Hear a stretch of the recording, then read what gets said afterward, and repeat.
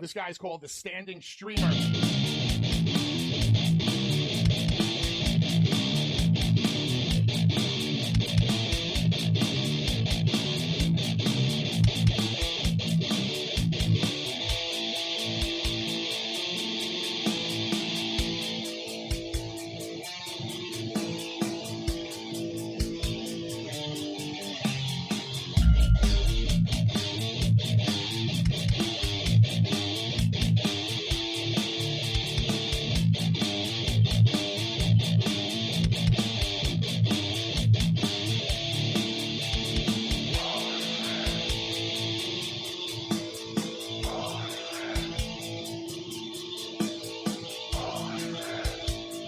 Real stand-up kind of guy.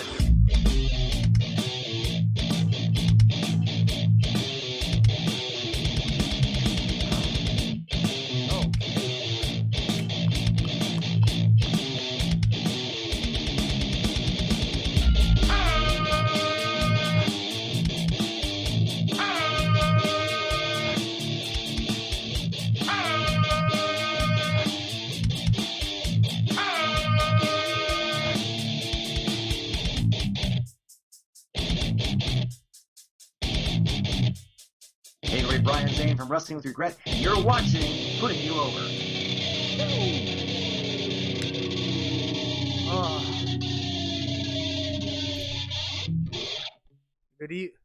Yes. Turn that up in my headphones just a little bit. Good evening, beautiful people. Yeah. Whoa. Was that me? No, I think. Oh, yes. Is it that time? Is that time already, huh? Look at that. Make sure everything's working. Not yet. I can hear Mr. Prichard. Can you hear me? I can hear you. I'm gonna turn you up. You can hear me. I Let's can. see if the camera's on. Hold on Yeah, here, I can hold on. hear you. Let me see where my camera is. All right, let me go look for a second. Vanessa, you talk to our lovely guest, Dr. Tom Prichard, for a second. How are you doing this evening, sir? I don't know Is why. this Vanessa? Yes, this is Vanessa. Hey, Vanessa, how are you? I'm doing well, thank you very much. I'm doing great too. Just trying to hold on here. Let me go down here. Oh, here it is. Hold on, I think. Oh, I saw you for a second. Yeah, let me try them this way. See, I can see it, and I can't pull my screen down. Oh, wait a minute. Here you go. Now I'm sorry. I think. How about that? No. Almost. Well, Nope. let's see here. Select the camera. Let's see here. Video. Easy camera. Well, hell. It won't. Is it share screen? I don't think. Host disabled participant. Yeah, you don't want to screen share sharing. screen. No. Are you seeing anything? No, I keep seeing You see, it. is it flashing at all? It was. It's not now. Don't see any video troubleshooting. Let me do this. Make sure your webcam is plugged in and turned on. Check the video selection above to use the correct webcam. Ensure your webcam is not being used on another application. Connect your webcam differently and restart your computer. Let me try and restart the gimmick here. He's putting in an effort. You got to give him that. For sure. Yeah, right? Here's my thing. He showed up, so It's a win. I am already. happy. Right? Right? This time around? All right, you got me now or no? We do not. Can you sir. hear me? I can hear you. Okay. Just can't see me. Just can't see you. Okay, how can I get on the? How do I set? Where do I go to my settings here? Top right of your Zoom by your profile picture, you'll want to click it, and then there'll be a settings cog. Settings. Okay. Try what? Okay. You know where it says? You know where it says start and stop your video? Well, on what screen? On the screen on the screen where you see me, I think, where it says start and stop your that video. one now. There's a small arrow there. Instead of clicking start or stop, click the arrow. I see a share screen, a participants chat, share screen. No, I don't see anything. Okay, reactions, record. I see. Go. Oh, start video. Yeah, click. Yeah, that's what I was trying to do. Yeah, And click every the time I no. do that, Click the arrow. There's an arrow there. It's a small arrow. It's hard to yeah, I see. see it. Says easy camera, choose virtual background, choose video filter, Okay. video settings. So easy Okay, can video. an easy camera is your camera. I guess, yeah, that's what it was on. Okay. Easy camera, yeah. All right. Well, we can do Alright. it without video. It's just it's gonna. Okay, well, it's it I don't would know. have been a lot better, huh? It would be a lot better. And I don't know about you. I don't know the type of person you are, but it's gonna itch at me all day. Why Dr. Tomacher couldn't figure out his video? I'd rather do 30 minutes of IT work. Really? See, it keeps blinking. And I wonder if I should stop and start the computer and just try it again. Start Yeah. from scratch. What do Yeah. you think? Why not? Yeah. We'll be here. Let me try that, man. Yeah. All right, I'll call you. I'll get you guys back about maybe 5. I don't know. No or problem. 55 minutes. I'll be right back. No problem. Bye. All right, man. Yes. Well, You're welcome. are you there? I am Can there. you hear me? I can hear you. Well, I tried to restart, and obviously it's not working. That is So there. fine. I'm sir. sorry, guys. I set up for this all day. Yeah, I got done with the NASA meetings early just so I could come do this one. We're going to work on SpaceX later on after I get done. So, Yeah. hey, I mean, that's way Sorry. more important. I don't know if it's way more important, but we It's do have NASA. a Mars mission we have to attend to. You do have to get to that. We do appreciate you going above and beyond to get the video here for tonight's show to put you over. Welcome to the show. Well, hey, thank you very much. I really wish I did have video because I want you to see the expression on my face. I just got done reading some very disconcerting news that Lance Storm thought I was being, I guess, disrespectful or talking down to some of the kids. I think it was yesterday or the day before. I don't even know. I sent out a tweet with Steve Austin and Bret Hart doing a real simple spot, and I said, "Oh, what? There's no Coronas or toupees," and I get in this sarcastic, funny mood sometimes, Yeah. and people take it way, way too seriously. And he said that some veterans are talking down to the kids today. Well, we need to communicate and we need to connect with everybody, and I agree 100% with that. And my sarcasm doesn't always come across in tweets, and that's okay too. But I read this deal, and then I sent another tweet out and saying, I'm sorry if I hurt anybody's feelings, but my feelings were hurt too. So right before we came on the Zoom mission here, and Yeah. I couldn't get our damn camera to work, I was perplexed and wanted to make sure Lance understood that I wasn't trying to hurt anyone's feelings. And I certainly understand commuting with today's, or communicating or commuting with today's kids and today's professional wrestlers or slash sports entertainers, that Yeah. we do have to communicate with them. And I'm not hitting them below the belt. I'm just saying that a lot of the things done today could still be done, and it could be done very well if you put it in the right place and make it a little bit more logical and meaningful and more authentic. And I just want to clear that up in case Lance happened to listen to this. I know Vanessa's from, is it Ontario? Yes, sir. There you go. I think yeah. Vance is over in Calgary. Either way, I hope he hears that. I hope he hears that I wasn't intending to demean anybody or talk down to anybody whatsoever. I was just making a point that there's a huge gap in authenticity these days, and a huge gap. And guys have felt this way for generations. One generation will talk about the last generation that came before them, and then the next generation is coming up. So I totally understand. I don't want to be that bitter old veteran, but at the same time, I don't want to be that guy that just says, "Oh yeah, everything's great," when it's really, really different. Yeah. And there's a difference between great and different, by the way. Explain. What do you mean? Well, there's different, and then there's great. Different isn't always better, and great isn't always better. I think it's what you perceive, and it's your perception, and it's your whatever you feel is appetizing to you. If you like it, by God, go for it. I don't think anyone should be denied whatever vision of wrestling or whatever vision of Chinese checkers, chess, whatever it is you want to see, whatever it is you want to watch. I think you should be able, capable, and be allowed, by all means, to do whatever you want. I mean, there's your way, there's my way, but the right way, the only way, does not exist. Right. Therefore, when I make a comment, and especially when it's on a public Yeah. a public board such as Twitter or Facebook, whatever it may be, I know it's open for interpretation, and I love when people give me feedback because it just feeds my appetite too. Man, I sometimes go at it like a piranha, and nobody understands my sense of humor, or nobody understands my sense of sarcasm, which is very, very cool because it just gets me Yeah. more amped up. Yeah. I get that same way on Twitter. I'm sure it's a much you know magnified for yourself, but I mean some of the people I mean just the fact alone. Let's take this Keith Lee situation. News comes out, or rumors, I guess it's not official type of news, that he's getting sent down, and I do that in quotes, to the performance center, and the internet wrestling community goes up in arms, irate, uh, and for me personally, I look at it as any sports.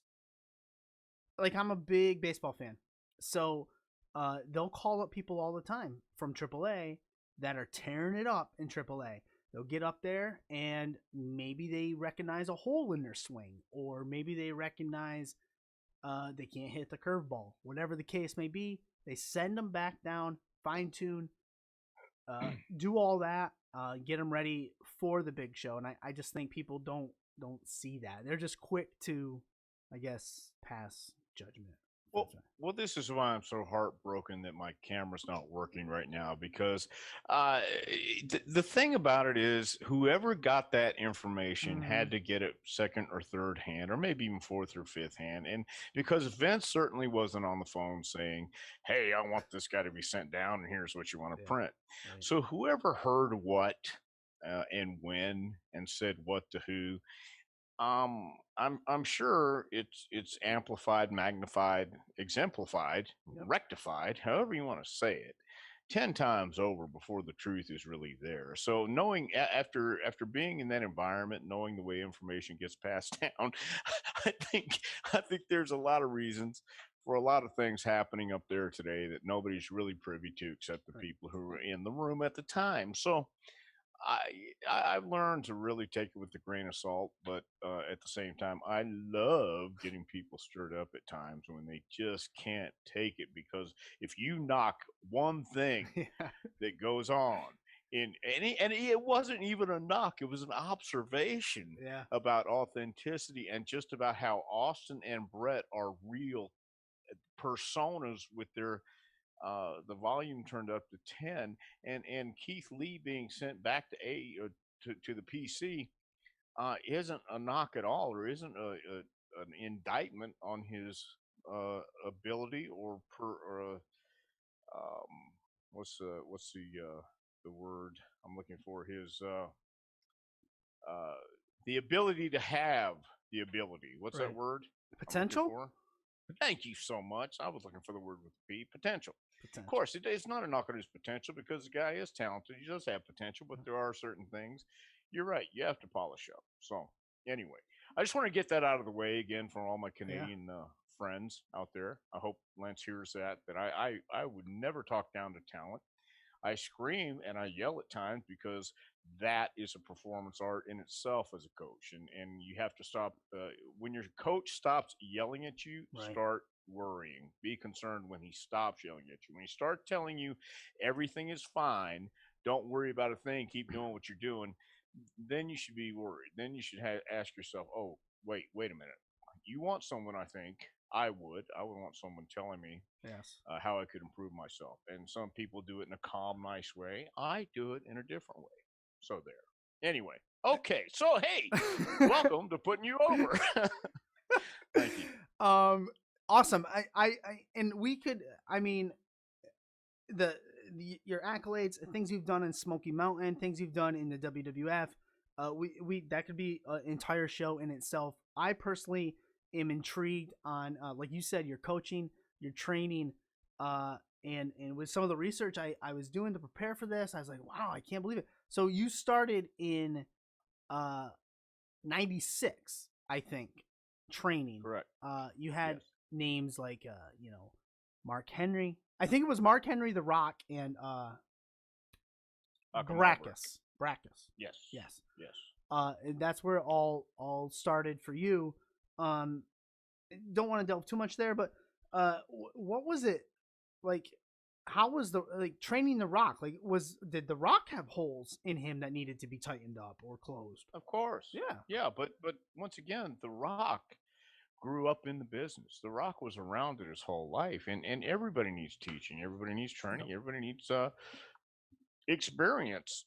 And it could have been me, it could have been someone else. It just happened to be me. And I think the key, and again, my good friend Lance Storm said it best, is the key is to get people to listen to us and to relate to them, so they do listen to us, so they don't just say to hell with this and tune out. So I think being relatable and understanding that, again, you have your way, I have my way, and the right way does not exist. It's not there. It's just what works for you.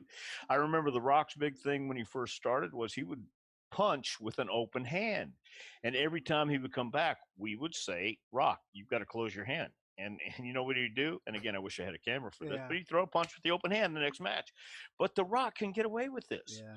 Until your movies sell out, until you become the biggest star on the planet, do it the way your coaches or your trainers or your producers tell you to do it. And that's what I kind of found, not only with Rock and Occam and Mark, but just through the years. Uh, it is demonstrating and showing the guys the basics and fundamentals. And the basics and fundamentals never go out of style. Do you want to hit home runs? Of course you do, but you still got to field the ball. You got to have take batting practice. It's still blocking and tackling. It's still trying to make a touchdown. Do you want to do it on a professional level where it's exciting and people get into it? Of course you do. But until you get your basics and fundamentals down, work on them and get them perfected, and then do a dunk, and then twist around and come around and be spectacular and do all those things. But a lot of the people, sometimes we see as we go along, especially as trainers, want to come in and do hurricanranas the first day, or do a frog splash the first day or the first week, or when are we going to get to come off the top rope? Well, work on the groundwork first, kids, and we'll let you come off the top rope in about 6 weeks. So yeah, but I think with Rock and Occam and Mark, that was my first actual class of teaching the guys. I'd helped out through the years. As you go along, that's what wrestling is. You pass down pass down what you got to anybody who asks. Yeah. So, but I think as the years have gone by, I've learned that you've got to take different approaches to every individual. That's one of the things I when I was researching, I got into your FCW days, and then all the way up to when you were released by the WWE.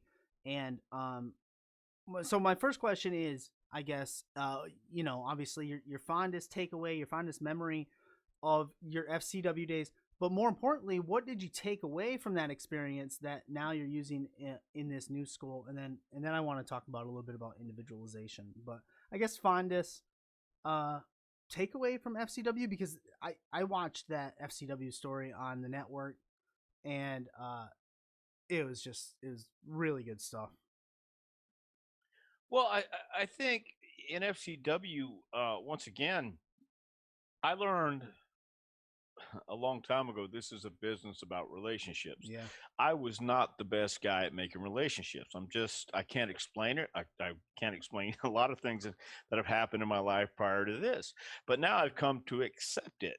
And I always, all I wanted was a guy is to at least put forth an effort and come with passion and work hard. And you could see the guys who did, and you see the guys who wanted it.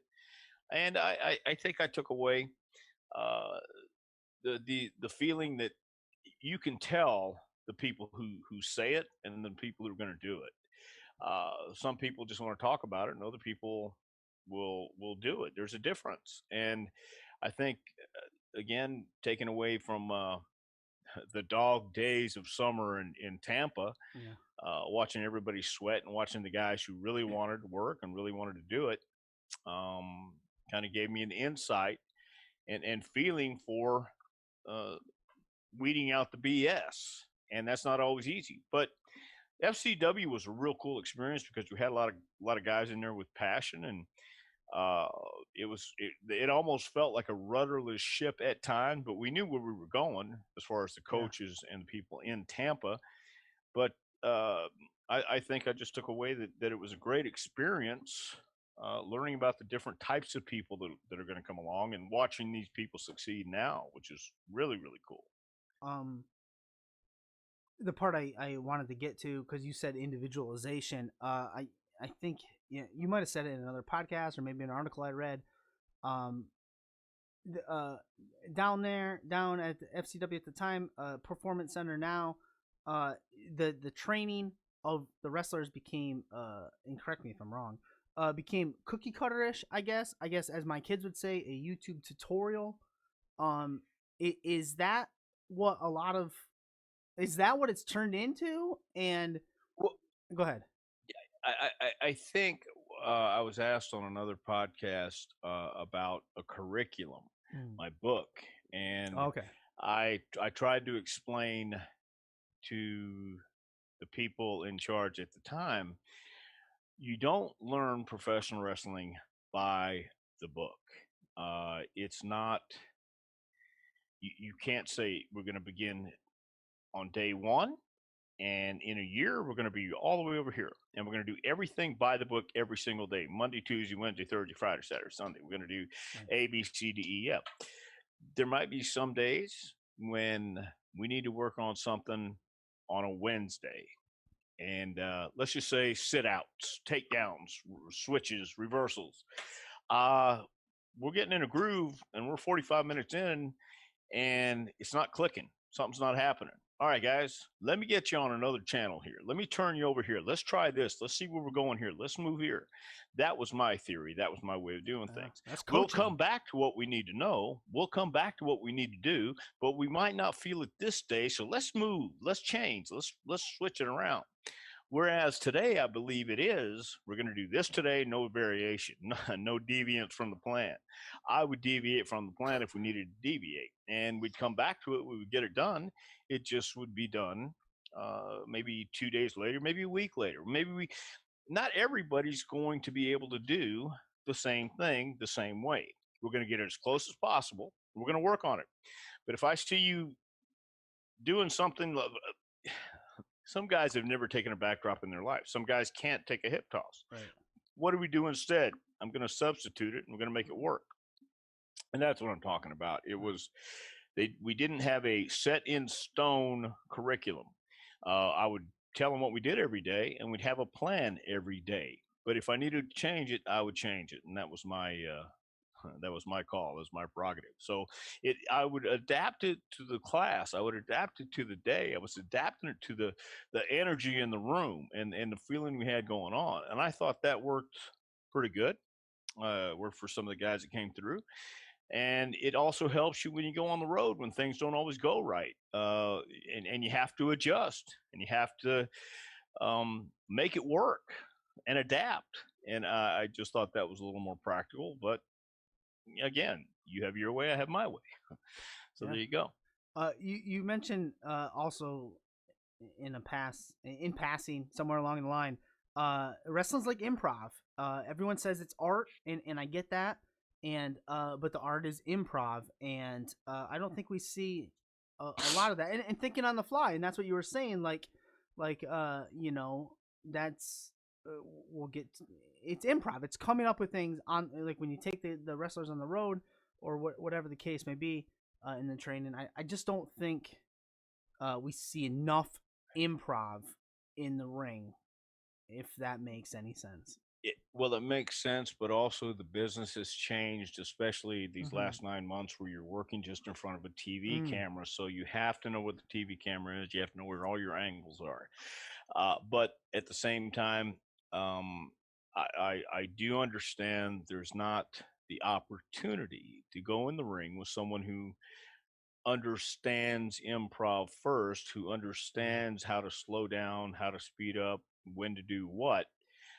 That's what house shows used to be for. And back in the territory days, you had a veteran you would go in the ring with and he would take the green guy and call the match for him and tell him when to speed up, slow down, take your time, come up slow, listen to the crowd. That was a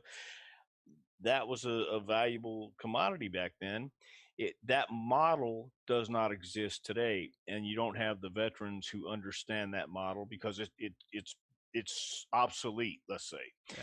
At the same time, there will come a time if you're on in a TV match or you're about to go out and you have a 7-minute match planned and you get to gorilla position, they say we need to cut your match to 3. Oof. Well, you got 7 minutes worth of stuff. How do you condense that into 3 minutes? That's where the improv comes in. That's where the adaptability comes in, and that takes years to get down. And I'm still a big proponent of that because even though we don't know when we're going to go back to live events and live crowds, there's still that element of chance that things are going to change where you have a 9-minute match laid out, you got to cut it down to 2. And it's happened, man. Yeah. It's happened before. So how do you get all that stuff in, tell the same story you wanted to tell in 9 minutes and do it in 2 minutes? Well, that's where knowing the basics, fundamentals, knowing how to adapt, knowing how to get to A, B, C, wherever you need to get to, and condense it down. And that does take years of learning, years of experience, and it's a shame that it's really not around to have happen today. The experienced guys don't exist. Yeah. I was just say like cutting down a match from 9 minutes to 3 minutes like that. Is that something you can teach in a school like in football, coaching football, practice the 2-minute drill? Of course. Yeah. Yeah. Yeah, I mean, you do. You throw curveballs when you're in a match at practice. Huh? But well, let me say this. You can go through the practice matches and you can throw the curveball and say, okay, we've cut it down to 2. You got to finish now. How do you get there? You got 30 minutes, 30 seconds to figure it out. Well, yeah, but when you're in a live Right. situation and you're nervous and you're in front of a crowd and the pressure's on, that's when you become the pro. That's when you have to know how to get there. And can not just anybody can do that. And it does take years of experience to get that instinct and that feeling and that knowledge to do it. Can you teach it in practice? Well, you can demonstrate it in practice. Can you teach what it's like to be live in front of a 15,000 seat arena? And well, you don't know until you do it. And some people work well under pressure, and some people don't. So that's what separates the pros from the ones who aren't. Um, it's a good time to transition to what you're doing now in the JPWA. The phenomenal graphic I have up on the screen now. Since we don't have your Oh, video, so that's great. It all works out. fantastic. Yeah. What is for the people maybe in the chat tonight or when we push this out to YouTube? Explain a little bit about the JPWA and why this time around, because you've tried a school before. Why this time around was the right time to do it? The philosophy, your mission statement, stuff like that. Well, I did try a school before, and it wasn't. It certainly wasn't the right time, and you had a bunch of guys who just wanted to come in and play. Yeah. And after training people for WWE for a while, Yep. and actually watching them go on and progress and find success on the road and in the company, it was hard to transition and and get enthused about it myself. But this time around, Glenn Jacobs and I were talking during the campaign. He was running for Yeah. the county mayor of Knoxville, Yeah. and he said, Why don't we open up a school?" And I said, I don't think it'll work. And then I thought about it overnight, and I said, "Wait a minute, it's Kane this time, and are you going to put your name on it? You're going to endorse it?" Yeah. And I thought, great, we found a place to do it. And the first class we got, we decided instead of 12 weeks, we'll give them 16 weeks. Hmm. And We had 25 people, I think, show up for the open house, and we had a lot of press and TV and newspaper and um, internet. We had a guy drive all the way across the country from California to Tennessee, and this is all he's wanted to do. And we started in January in 2019, and all that we started, I think, advertising in October 2018. And this guy would message me every day on Facebook, and I had a family emergency that happened in December of 2018, and was flying out to Rio Doce, New Mexico, and Albuquerque, and this guy just kept bugging me. And man, finally, I just called him and said, "Look, you got a spot, but let me ask you for real, why do you want to do this?" And he said, "This is all I wanted to do, man. My dad is a landscaper. He wants me to take over the family business, and I just don't want to do it. So I'm going to pack up my stuff. I'm going to come to Knoxville, Tennessee, and I'm gonna bust my ass, and this is what I want to do the rest of my life." I said, "Great, we got a spot for you." He sent a Western Union telegram, $500 to hold his spot. Well, I'm in New Mexico up until the time we do this open house, and I see this kid there. We have six people. I'm sorry, six people signed up. This kid, and two girls or three girls, and two guys. The kid pulls something in his hamstring the second week he's there. Third week he leaves and goes back to California and never to be heard from again. The other girl quit. Another girl was a school teacher, came in. She had only watched Total Divas, didn't know a thing about professional wrestling, but she watched Total Divas, and she thought the Bellas were cool. We had a 16-year-old girl who'd been wrestling. Well, she was 14 at this time. Wait a minute. No, she started when she was 14. She was 16. She came to us because I wasn't going to let her train. But she had been wrestling for 2 years at her dad's promotion in Sevierville, Kenzie Page. And then we had another kid, Dylan McQueen, and another guy who came to me the first week on a Thursday night to sign up. And he said, "So why do you want to do this?" He says, "Well, I heard that the Rock's trainer is going to be teaching here." I said, "Yeah, have you met him yet?" He said, "No." So, "Well, I'll introduce you when I see him, okay?" "All right." That's what I had. And then I had I had Dylan, I had the other guy, I had Kenzie, and I had Haley. So I had four people. And we went 16 weeks from 6 o'clock to 10 o'clock every night, Monday through Friday. And I thought about it, okay, we'll see how these people are. How passionate are they? How much do they really want to do it? And in the first year, it was a lot of testing, a lot of proving themselves going on, but they got to be extras here in Knoxville and in the Carolinas for Raw and SmackDown, and Haley got to be on TV. Kenzie was too young to get the shot yet, but she's been on AEW. Dylan's working around the local shows here. The other kid, I won't mention his name, but he got some tryouts around local Tennessee promotions, but he just wants to be famous. He doesn't want to have to put in the work. He doesn't want to have to go travel. He doesn't want to have to do what you have to do if you want to make it. And so this happened to be the right time. Again, with Glenn on board, I think certainly his name carries a lot of weight. And just the fact that I have trained people from WWE and done seminars pretty much all over the country in England, Germany, and Austria. It was the right time. And so we were just starting our second year, obviously, when the COVID hit. We were out a couple months, and we had our last two sessions and just finished up November 20th. But we're getting raring to go again, January 2021, January 4th through March 26th, man, just so you know. And let me plug it right now. JPWrestling.com is all the information you can find. And I promise you, I will do my best not to hurt anybody's feelings by talking about doing the basics and fundamentals first and getting those down before you try have a Coronas or toupees.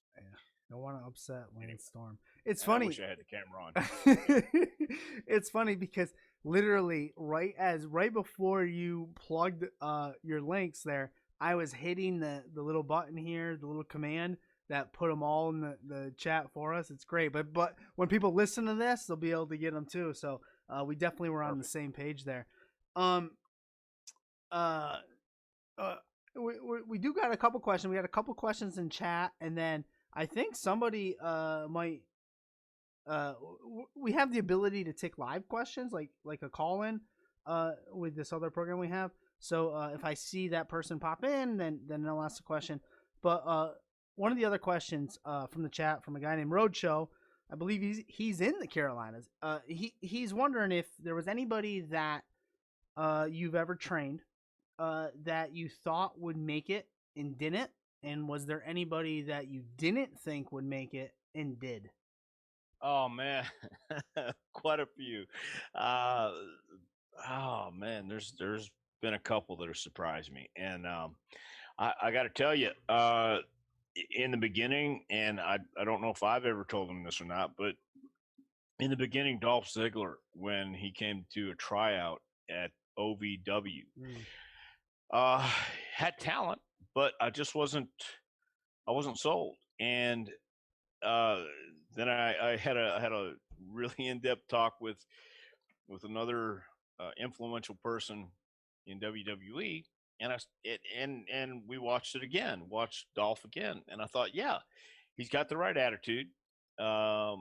He looks the part, and he surprised me. He surpassed any expectations, and I love him to death. I think he's a great person. I love his brother Ryan too. They're great people, great guys, but I wasn't sure. Heath Slater is another guy, and Brent Toretto, Trent Beretta. Yeah. I keep doing Yeah. that to him.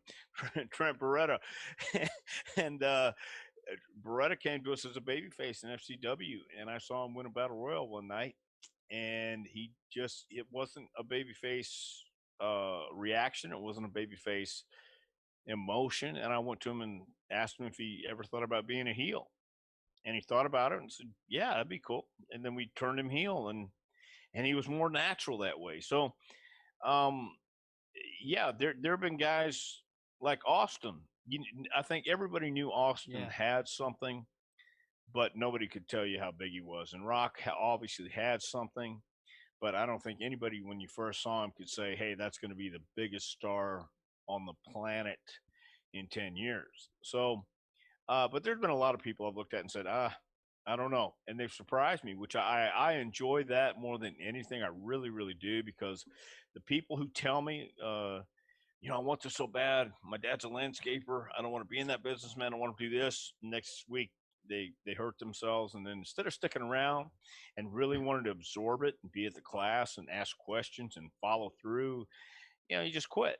And, you know, it really is up to the individual.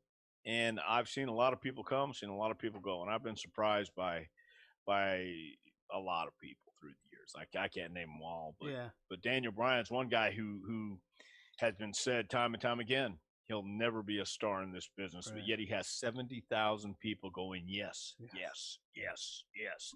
So you can never say never, and you never know who's going to make it, and that's the exciting part for me, and that's the part that really gives me the most satisfaction is when somebody comes and has the determination and means it, and then they go out and make something of themselves. Because real quick, we had a guy who taught himself how to sew just to make his own wrestling gear and wrestling robes and be different. We talk about authenticity and playing the part, looking like a star, not playing the part, but being the part. And this guy learned to sew just so he could. Didn't have the money to do it. Bought a sewing machine, bought material, made some stuff for other guys too to make his own gear. So if you want it bad enough, I truly believe, those who want it, there's three kinds of people: those who try, and when they don't make it, they say, "At least I tried." Those who give it their best shot. When they don't make it, they say, "At least I gave my best shot."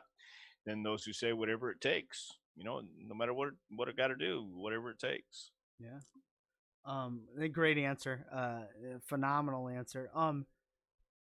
Another question in the chat is this: you mentioned the 16-week program. Is that like the perfect time frame? Is there one No, that's no no, 12 weeks. 12 We go. weeks? Here's what I do. We do a 12-week program, Okay. and then of course we're not even Okay. scratching the surface, and that's 5 nights a week. We do Monday and Tuesday 6 to 10. Wednesday is a promo day now, 8 or 6 to 8, and Thursday and Friday is 6 to 10.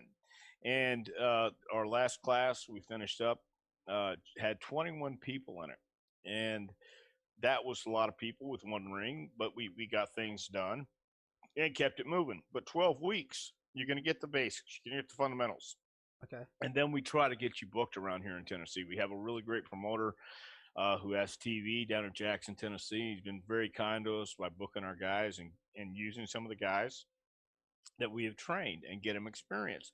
And the idea behind that is getting you out there, being able to have people see you, and you don't really want everybody to see you in your first year because nobody knows anything in your first year. Everybody rushes, everybody makes mistakes. But the only way you're going to learn is get out there and make those mistakes and have somebody critique you when you come back. So the people who come through our program in the last 2 years and who are working for the promoter in Jackson, we'll bring matches back. We'll critique them. We'll tell them what they did right, tell them what they did wrong, tell them what they need to work on next, and how to manipulate to get your way to make that happen. So it's an ongoing process. We have an advanced class from 3 to 6 prior to the beginners class for 12 weeks as well. Then we take a week off and go in our 12-week session. So we have 4 12-week programs in 2021, and they're all listed on the website too. Yep. So And I think Yeah. I just saw you tweet out recently still taking submissions for something or other. we're taking applications Applications. for all 4 classes actually, but the only applications we're really taking right now Yeah. are for the January 4th through March 26th winter session. That's 12 weeks. And of course, April 5th through June 25th and July 5th through September 24th. Then our last one's going to be October 4th through December 10th. So we have a winter, spring, summer, and autumn session all next year, man. So Phenomenal. yeah, we're still taking applications. We still take questions, and it's going to be a busy time. I hope. Awesome. We got one more question here in the chat. This one's gonna be a live one. I hopefully it works. I'm bringing Bob in. Bob, are you there? Yeah, I'm here. All right, Bob, go ahead. Go ahead. You can ask. Oh, he jumped out. Look at that technology. I heard him. Man, see, There you I'm go, not the Bob. only one. Bob, call Well, back. hey, how y'all doing tonight? Good. Good. My question is well, it's kind of basically since I know streamer, I figured I'd get on and ask a bit. I actually had saved money saved up right before COVID hit. Was going to go to a wrestling school. It's about half an hour away from my house here. COVID hit. I was like, I don't want to get around a bunch of people I don't know. I don't know what they're doing, but I'm looking to go back. Now I'm 40 years old. I'm a little long in the tooth to put it mildly, and not that big of a guy. So I figure probably a management or referee role would be better suited to me. I was just looking for maybe a little bit of advice on how to go about doing that, and also maybe getting my way into the back to start working the management of the shows as opposed to just being talent around the ring. Well, I will tell you this: as far as referees and managers go in our neck of the woods, and I think it goes pretty much for every independent, or the majority of independents. Let me say that around the country, a lot of the referees are friends of the promoters, or friends of the wrestlers, friends of the guys who get in there, and that's how they get their gig. The reason we don't train referees at JPWA is for that reason altogether. Managers the same way. You have to get in with someone who wants you to be there. At 40 years old, it's tough if you haven't been around it or don't know anybody at this time, because a lot of it is younger people coming into it with friends who either don't want to wrestle, but they want to be around it and help with the management part, but they don't really understand what the management part is. As far as I think a lot of them today include putting up posters, banners, Facebook publicity, Twitter, and things like that. But you have to find somebody who will give you a break. And I don't know where your wrestling school is, and that's cool, and or who's training or what the situation is. But I Oh, always tell everybody when they it's face-to-face wrestling. It's actually partially owned by Heath Slater, Heath, and yeah, I know Heath. the Okay, head that's Teddy. guy. Yeah, okay, I Yeah, know the head Heath and guy's Teddy Teddy Long. Long is one of the head trainers. Who's that? Teddy Long's one of the Yes. main trainers. Well, I will say this about Teddy Long. He's been a friend of mine for a long time, and I will believe what Teddy tells you. Teddy's a straight shooting guy, and he'll tell you the same thing at 40 years old. It's a little bit late to be trying to get in the ring and wrestling, but as far as a manager goes, I don't think there's anybody better than Teddy Long. So face to face, I know him. They've been in business about 5 years now, maybe a little longer, whatever it may be. But I would trust Teddy Long. I would trust those guys there to shoot straight with you. If you ask them a straight question, ask for a straight answer, and you could tell them I said that too. So, really, if you want to get in there and you can get along with Teddy and those guys, and there's no reason why you can't. If you can't get along with Teddy Long, and if you can't learn from Teddy, then you're the problem. I will promise you that. Thank you so much. You're very welcome. Awesome. The technology worked. Well done. Great question from Bob. Phenomenal answer. Just gonna I had a couple more things about your school, and then we'll wrap up here. Doctor. Is there, you mentioned about some of the people that you train and the people, the local promotions, giving them work and whatnot. Is there anybody that's come out of your school, man or woman, that maybe we should have look out for, have our eye on? Ooh, there's a couple people. I think again, I mentioned it before. Dylan McQueen is a guy that you you should be looking out for. Kenzie Page is only 18 years old. She's already done AEW work and Ring of Honor, I think, as well. A tag team called the Brothers of Seduction. Ooh, I like that. Jake. Yeah.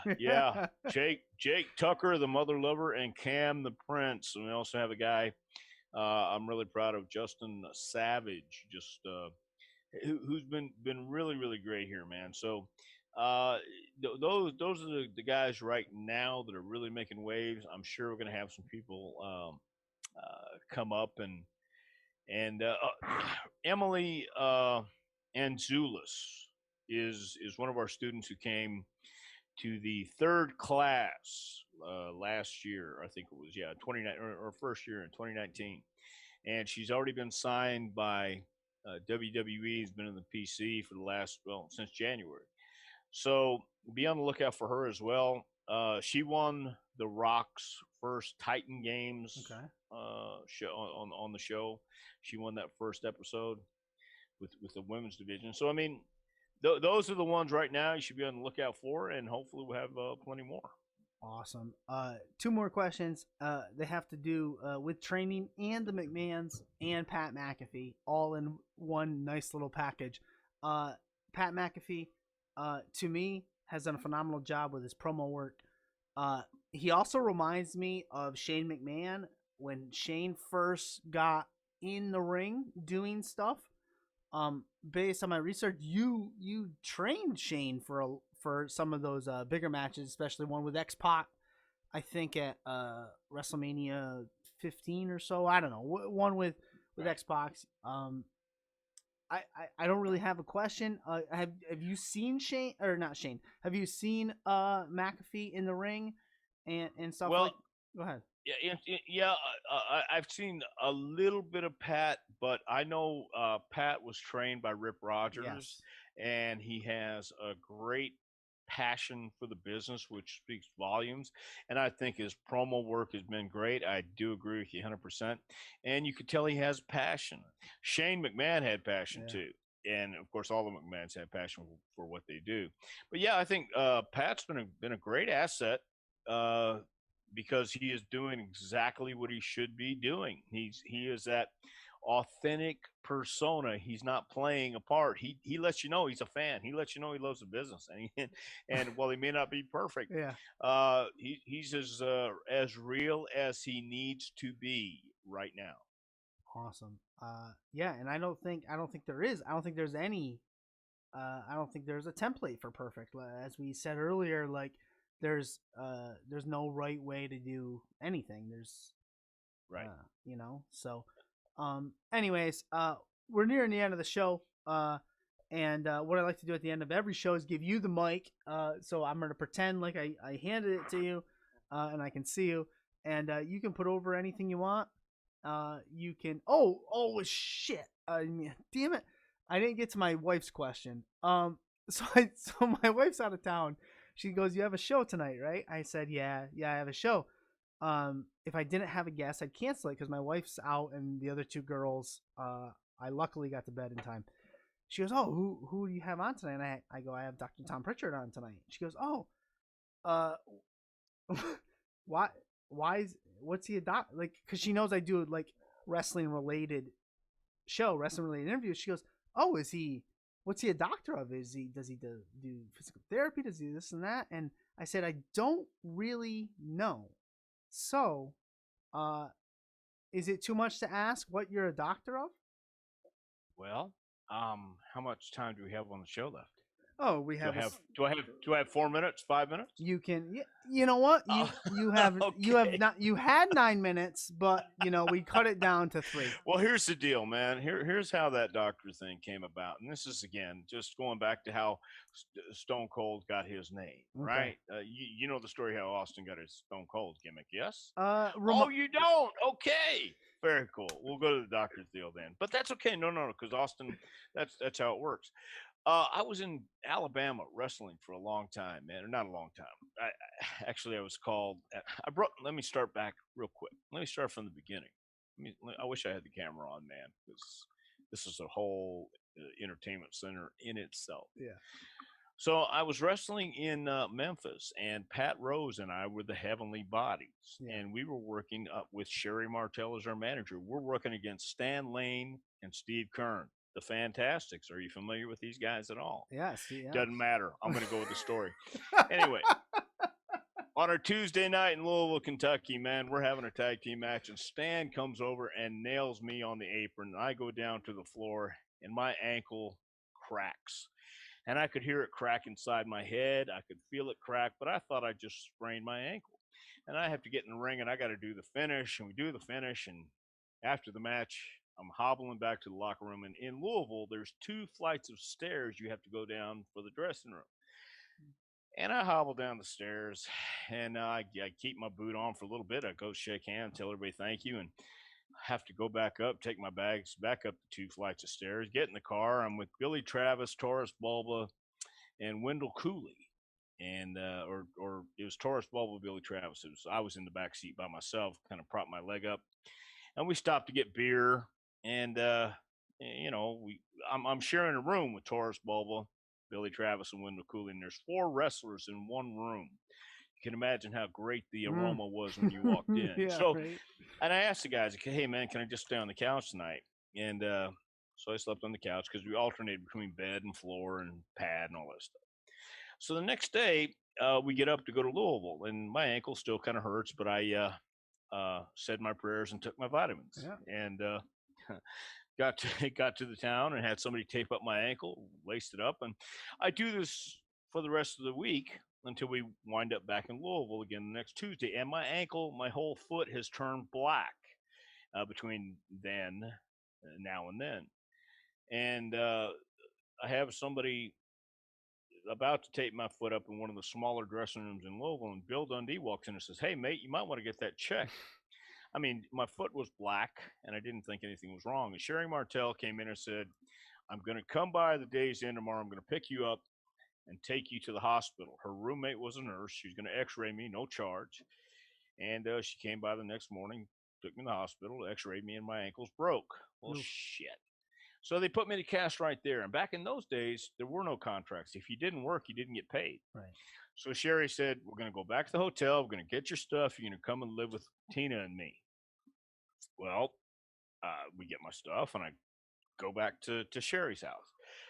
And Sherry's working every night and I'm home. So again, Tina's a nurse. She gives me scrubs to wear. And I've got my foot laid up and they're taking care of me, man. They're cooking, they're feeding me, they're helping me with my pain and all this stuff. So this goes on for about a week and a half. And finally I said, "Look, I can't stay with you guys." My dad and a friend of mine came to Nashville so my friend could drive my car back. And I go back to Houston. And about 6 weeks in, Brad Armstrong calls me and says, "Hey, are you going to go back to Memphis when you're better?" And I said, "I wasn't planning on it." He says, "Well, how would you like to come to Pensacola?" I go to Pensacola, I work an angle with Tim Horner. I turned heel on him in Louisiana like a year before. They play that on TV. I'm just Tom Prichard, and I'm there for like 6 months. Robert Fuller and Jimmy Golden are working a tag match against the Rich cousins, Tommy and Johnny, in Birmingham, Alabama. And they do an angle where they knock the hell out of Tommy, get juice and everything, and they're tying his feet to the bottom rope, and they come out to the ring with this guy. They call him their cut man, Dr. Love. They get on the promo on stage with Gordon Soley at the end of the match and say, "Gordon, you see what we did to those boys up there? Well, we got our cut man right here, Dr. Love. Ain't nothing going to happen to our pretty faces." And they get a nice big 3-shot of these guys, and everything's great. Going to draw a lot of money. The next week, the TV airs, and on a Saturday night, Sunday morning, Robert gets a call from the FBI saying they've been looking for this Dr. Love fella for a while now, and they want to know where he's at. And Robert said, "Well, he just one of the boys comes now and then. We don't know. He's not a regular on our roster or anything like that." And he was actually a fella who might have been hanging around once or twice, and I don't know about his nefarious ways or anything like that. But they had to cut the angle, and I was riding with Jimmy and Robert that next Wednesday, right before the next TV, and I happened to be wearing the scrubs that I got from Tina, from Sherry's, when I broke my ankle prior to coming to Memphis, or prior to coming to Pensacola. And Robert's talking about the angle, and he couldn't get over it, and he's trying to think of something else. And we get out to get a drink, and he looks at the pants, and he looks at me and says, "Well, hey, by God, boy, you could be our doctor." And then there you go, Dr. Tom was born. I said, "Yeah, we could always say that I was going to be a doctor and went to Baylor University, and I just spent a little too much time in the pharmacy." And that was a rib, but he said that on TV, and forevermore, I became Dr. Tom. Solid gold. Perfect. Solid gold, or whatever it might be. Whatever it might be. Anyway. Well, Dr. Tom, I want to thank you for your time tonight. I really want to thank you for your effort in trying to get the camera to work. We'll get it. Well, if I might just end on this note too. Yeah. I'm really not trying to talk down to anybody's talent, anybody's thing. But I am so misperceived sometimes. I am so misunderstood sometimes. I don't want to hurt anybody's feelings. I think anybody who wants to throw super kicks, anybody who wants to do havoc coroners or two, you go right ahead and do it to your heart's content. My point is, why don't you sell them in between and you get a lot more mileage out of it? That's all I'm saying. So if I hurt anybody's feelings, and if I was talking down to anybody, I'm so sorry. And I so wish I had a camera so you could see how I'm looking at this right now. Anyway. Awesome. Okay. We got to get you back on. We'll get the camera thing situated. A lot of JPWA stuff going on. You're welcome back anytime. Thank you very much for joining us tonight. Well, thanks for having me, man. Again, jpwrestlingacademy.com. All the information's right there at your fingertips. Excellent. Have yourself a wonderful night. Excellent. Cool. Phenomenal. Have a great night. Yeah. I mean, we're live, so thanks for joining us. Yeah. Hey, well, we're off now. Okay. Thanks, man. Have a good Have a great night. Yeah, we'll do it again soon. Have a good night. See ya. Later. You too. Oh, man, that was so good. Oh, it was so good. How great was that? You know what the best part about that interview was? Where's Vanessa? Vanessa!